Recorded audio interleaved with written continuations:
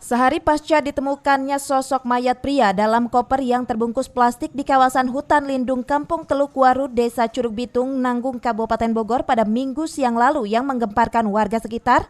Untuk menghindari terjadinya kejadian serupa, pihak Polsek Nanggung dan pemerintah Desa Curug Bitung mengimbau kepada warga agar senantiasa mewaspadai terhadap kendaraan yang berlalu lalang di sekitar pemukimannya. Kewaspadaan ini diimbau agar ke depannya tidak ada lagi aksi pembuangan jasad oleh orang tak dikenal di wilayah Desa Curug Bitung.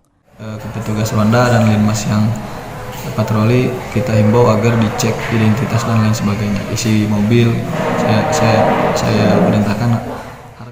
Terkait kasus penemuan mayat dalam koper, jajaran Polsek Nanggung terus melakukan koordinasi dengan jajaran Polres Bogor untuk melakukan penyelidikan atas kasus temuan mayat dalam koper.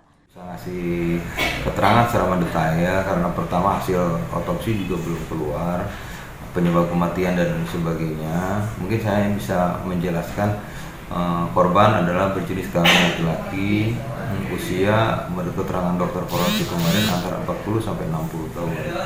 Mengenai penyebab kematian, sekali lagi saya nggak bisa itu aja. Mungkin kalau ada pihak-pihak keluarga yang merasa kehilangan anggota keluarganya, silakan menghubungi Polres Bogor karena itu akan sangat membantu dalam pengungkapan perkara ini.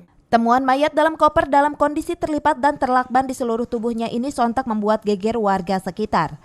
Dari Nanggung, Kabupaten Bogor, Mande Jajar melaporkan.